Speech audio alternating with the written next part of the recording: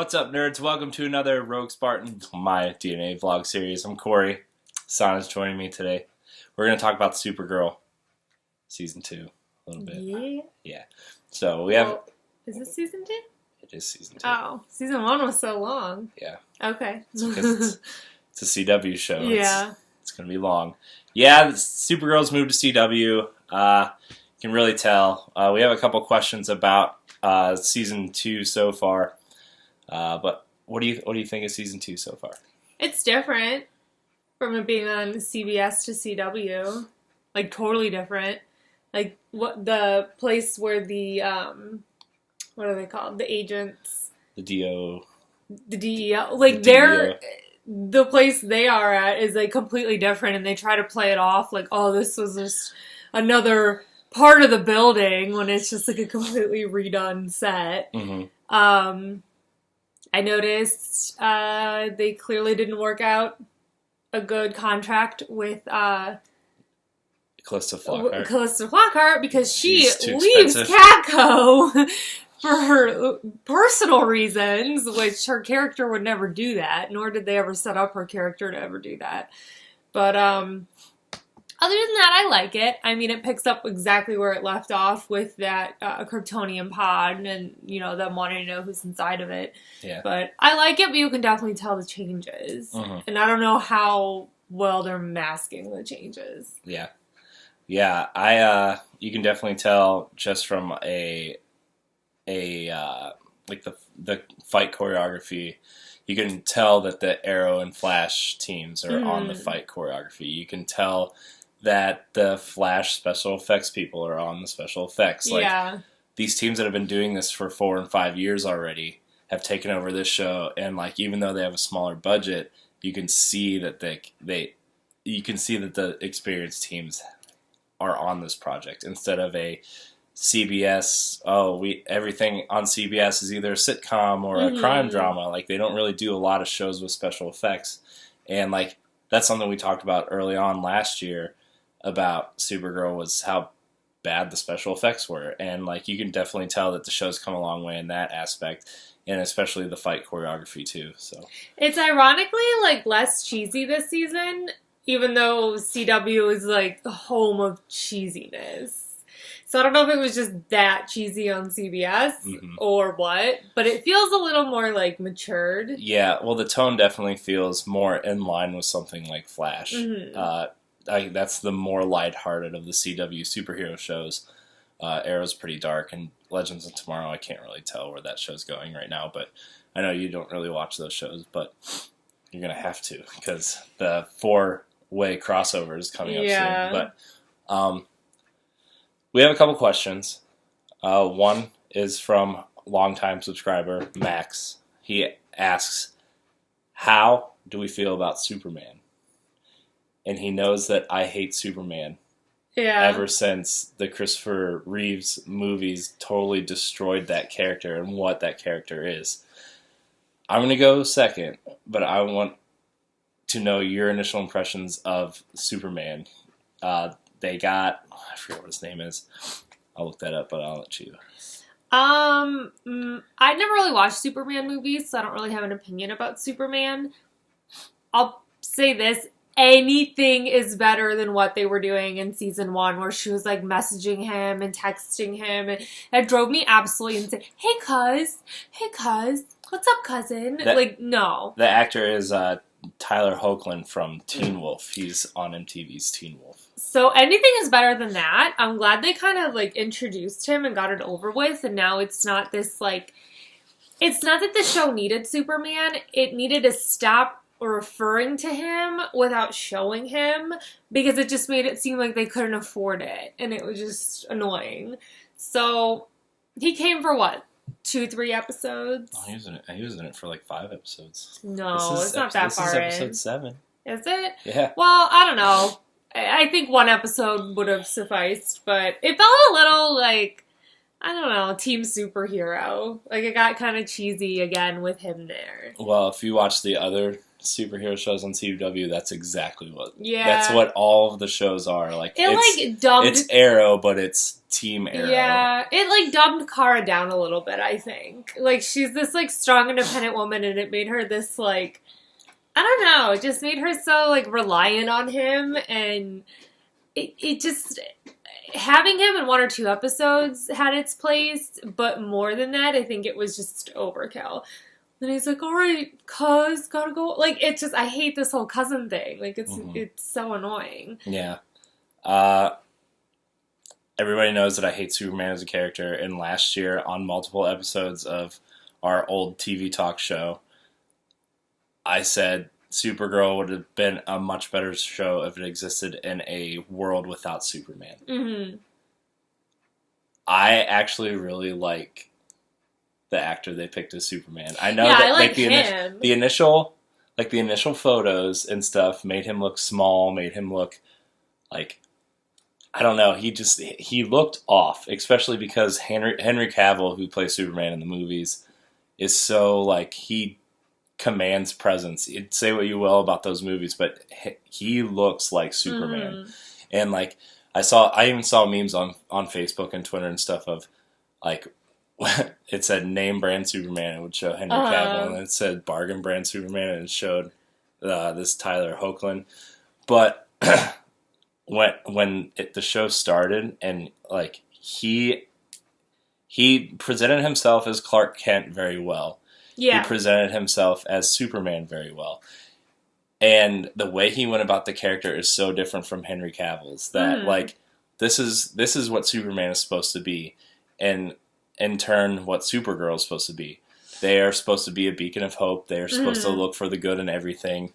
They're supposed to be there for people when they need it, and that's why I like the character so much. And I was stunned at how much I was enjoying seeing Superman on screen, and the teamwork between Superman and Supergirl. And normally I would have been with you. I would have been I don't like how it's Supergirl's relying on him too much, but I didn't really see it like that. I saw she's finally working with family that she's Alex's sister, Earth's sister or whatever, but Superman is her family. I liked that part, that she finally had some comfort.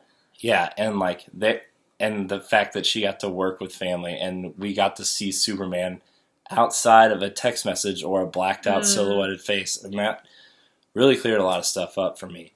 The little spat between him and Martian Manhunter was there's something there. I don't know too much about DC Comics all that much, but I know there's something there. I feel all they really revealed was that it was about him having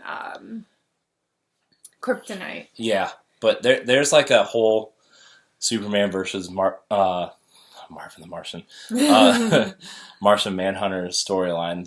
You could tell there was something more there, and they just didn't have time to delve into it. Yeah, and I'm glad Superman's gonna be around for a while.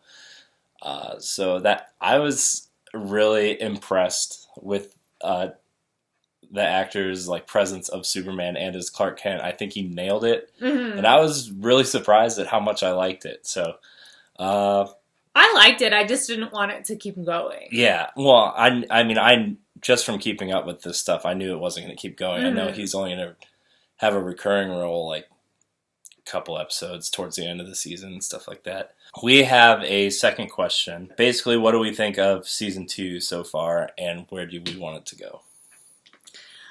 I don't really know how to answer where I want it to go because I don't really know the backstory of these characters and who they really are. But I like the direction it's going in. I like how they just kind of introduced all these other aliens and the underground alien the Alien Fight Club. No, not even necessarily specifically the Fight Club, but just this underground alien culture. Yeah, culture, and that they exist, and that there's other people like the DEO out there that search for aliens, and what the heck's going on with the president? Yeah. Because they have hinted at her being an alien. So I like where it's going. I think it's set up a lot of little, and with the alien that landed in the Kryptonian pod that's from what was his planet? Starts with a D. Yeah. I forget what the planet's called, but it was like the planet that Krypton warred with while both planets were still there, and like they at first had a little spat rivalry thing, but they kind of like are working together now. And, yeah, Kara's like introducing him to like being, you know, part of human life and, you know, how to use his powers and things like that. So I feel like that's gonna kind of be a new sidekick, I guess you could say. Yeah. But I like where this season's going. I like it a lot better already. It's less, I don't know, it's less goofy and less predictable. Yeah. I mean, it's always predictable because it's like CW or whatever it may be, but I like it better than last season already. I'm taking it more seriously. Yeah, I like how they have, and they have a new writing staff. They have the DC Arrowverse writing staff. I'm interested to see what new characters they introduce. I know next week they already teased Jimmy Olsen becoming the Guardian. They already teased the girl that... the White Martian? Yeah, they already teased the White Martian. The girl that which makes me think that the president is a Green Martian. Oh. That's what that makes me think. Okay. Because remember, during the episode... We actually just got caught up tonight. During that episode, I told you that maybe the president is the White Martian who saved the girl when the girl actually turned out to be the White Martian, which makes me think that the president is actually the other Green Martian because she exists in this universe. Like, she exists. But I'm more interested to see how that story unfolds. You can really see that they are kind of following the Arrow Flash route of let's get Supergirl a team she can work with. Let's get some people with superpowers. Let's get some without. Let's test out these different characters. Let's switch them in and out. That kind of thing. So that's interesting to see. I like that they're kind of, I mean, we still have a whole season to go, but I like how they're kind of stepping away from the whole, like, love triangle thing. Oh, yeah. And just kind of leaving. Just letting it go. They're just letting it be simple, which is what this show needs to be, especially if you're putting it on the same network as, you know, Arrow, Flash, even something like iZombie and Vampire Diaries. If you're putting the show on the same network as these, you need a palate cleanser, and that's what this show is compared to those shows, because those shows can get pretty dark, where this is pretty simple and high energy and fun, and you know that's what I really, really like about this show. I was worried about it last season because I was like, I don't see how this show is going to exist, and then they announced the Flash crossover episode, and I was like, I don't know how Supergirl is going to be able to exist in this DC TV universe that they're building. But I love it. I think it's the best DC show on TV right now. And, you know, I just got caught up with Gotham. I need to catch up on Arrow and Flash. Legends of Tomorrow can be whatever. I need to keep up with that just because of the other shows and how they all interconnect and stuff. But that's the last thing I want to talk about before we wrap up this vlog is the 4-part crossover episode. That episode is going to be really crazy. Because Kara doesn't exist in the same universe as them. Because last year in Flash, they went over the 52 split universes. Where, Flash went to Earth 2, and on the Supergirl episode, they call that jokingly in-house Earth CBS. And, like, how are they going to get Kara to their universe? Like, is Flash just going to go there and drag her through? Like, how is Wynn and Jimmy Olsen going to come through? Are they even going to come through? How are all these different characters going to interact? Is Superman going to show up in an episode? Yeah. Like, there's so many questions that in this 4-part episode. Like, I know, like, I'll catch you up on what's happening in Arrow and Flash and stuff before that, but those episodes they don't usually deal with what's happening in real time within the season. But the 4-part episode usually is setting up something bigger within like last year's crossover episode set up the whole show Legends of Tomorrow, which was cool, but they don't have a show to spin off of this year. So that's going to be like. But is this like just for fun? Maybe. I mean, it is a fun thing. They're going to do it every season moving forward until the shows run their course. But that's the one thing that I'm really interested in the near future. So, yeah, I think that's it. Yeah. I mean, it's only a couple episodes in, but I think to wrap it up, it's very different than the CBS version in a better way. And it has a lot more potential. It has a lot more places to go. It has a lot more characters. It has a lot more character development. And, like I said, the only thing I thought was just, like, so annoying was the whole, like, Callista Flockhart thing. Because her character would just never leave. She didn't quit. She's taking a leave of absence, which is the whole...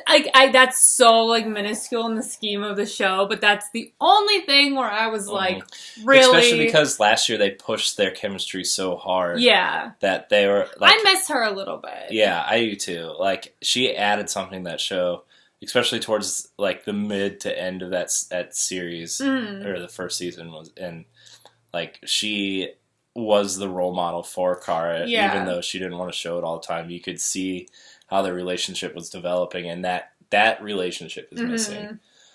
But at the same time, I kind of feel like the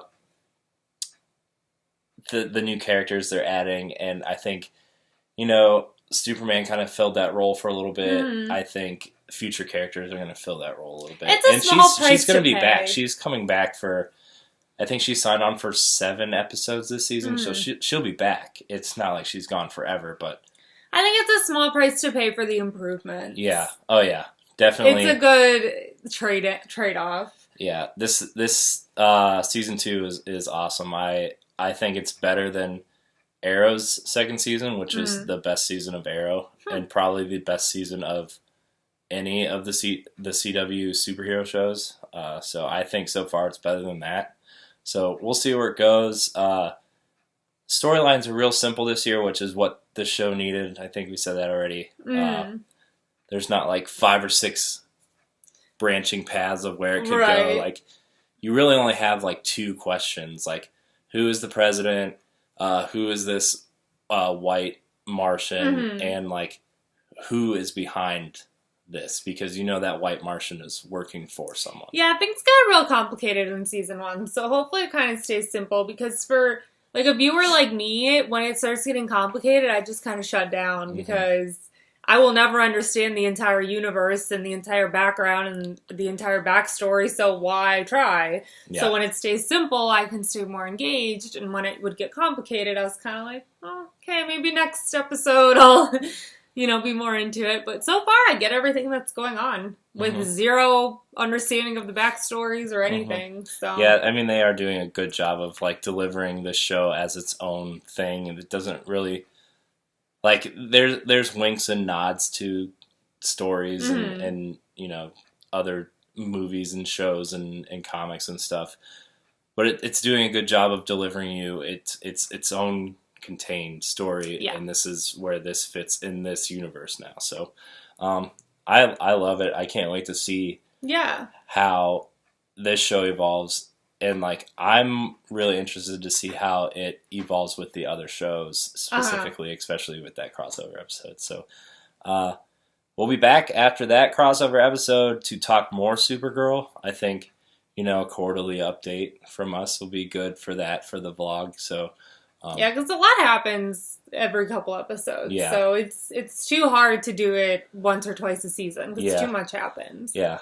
But we don't want to do it every week, because some of the episodes are obviously filler episodes. Yeah. That's just how the CW works. So I'm glad you joined me on this episode. It was fun. First episode as husband and wife. What? You can find a new vlog daily here on the DNA Network. Like, subscribe, and share. Leave a comment below. If you have any questions, let us know. This is for Fan Friday. That's why we answered your questions. So check out the new DNAnetwork.net for all my vlogs. I got some reviews going up next week I'm pretty excited about.